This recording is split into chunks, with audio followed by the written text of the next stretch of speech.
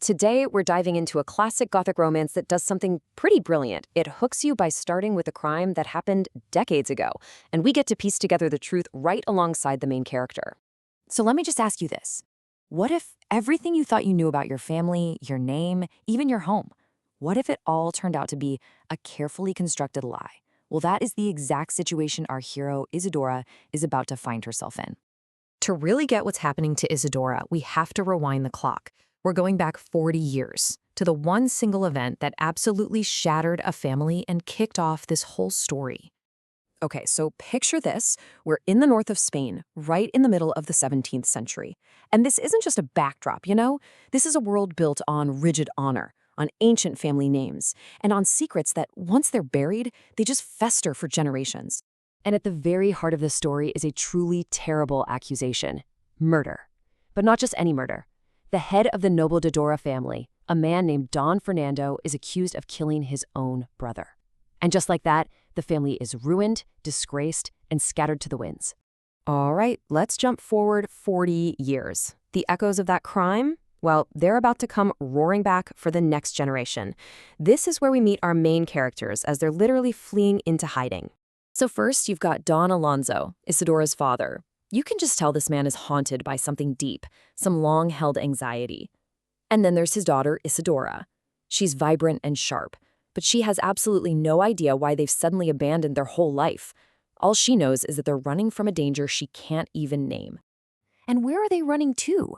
This strange, totally isolated building, way up in the Sierra Morena mountains.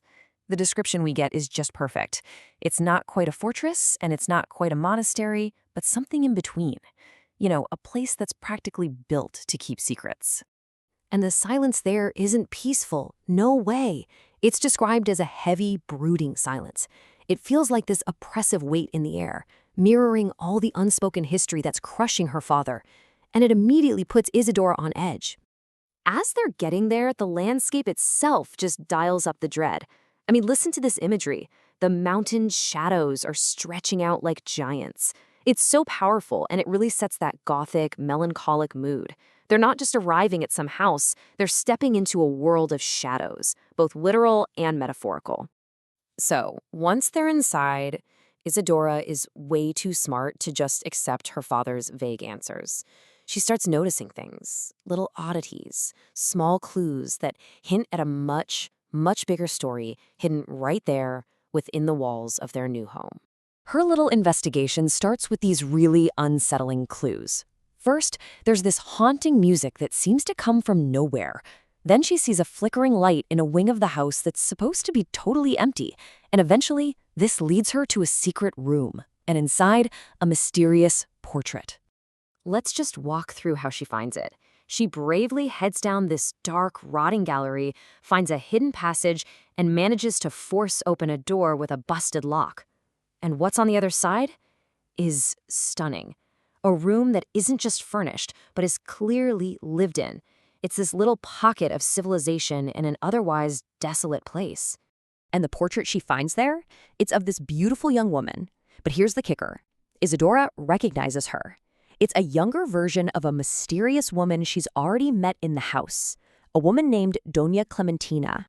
And then comes the real aha moment. The woman in the painting is wearing a very specific pendant, one that Isidora has seen before. It's the exact same pendant her father keeps locked away in a private box, a memento of a woman he once said he loved very much. Okay, you can feel the pieces starting to click into place, right? So just as Isidora's mind is racing, trying to connect all these dots, the isolation of their hideout is shattered.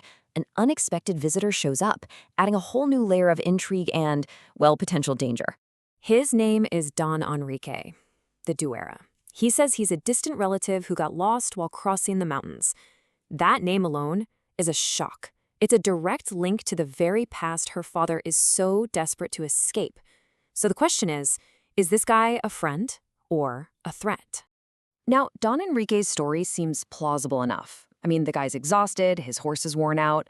But the coincidence is, it's just too much. Isidora's father, Don Alonso, is immediately on guard. He knows deep down this is no accident. The arrival of Don Enrique, plus everything Isidora has already discovered, basically acts as a catalyst. It forces all those long-buried secrets of the past right out into the open. The full, tragic story of the de Isidora family is about to finally be revealed. Okay, so let's get the key players straight. First, Don Fernando de Doura. This is Isidora's grandfather. He was the one accused of killing his brother, the one who was sentenced to a life of exile and had his name and all his properties stripped away. And the mysterious woman, Doña Clementina, well, she's Don Fernando's wife. She is Isidora's grandmother, and she has been living here in this remote mountain hideout in secret for decades, mourning the total ruin of her family. So this chart kind of lays out the whole tragic family tree. You've got the grandfather exiled for a murder he may not have committed, the granduncle murdered, the grandmother hiding in seclusion, and her father, Don Alonso, their son, who's been living a lie for 20 years to protect his own daughter from this exact history. And this is the moment it all comes out. The instant Doña Clementina finally confirms what Isidora has been piecing together. Just imagine hearing those words. Your entire identity, your connection to a grandmother you never even knew you had, all revealed in one incredibly emotional sentence. But you see, solving the mystery of who Isidora is only opens up a much, much bigger question. Because if her grandfather was innocent, then the entire reason her family was destroyed is a lie. Doña Clementina is absolutely certain her husband, Don Fernando, was innocent. She says his silence during his trial wasn't an admission of guilt. She believes it was the silence of a man protecting someone else, refusing to say something that would have caused even greater destruction. And that leaves us right here with the ultimate question. If the man condemned for the crime didn't actually do it, then who did?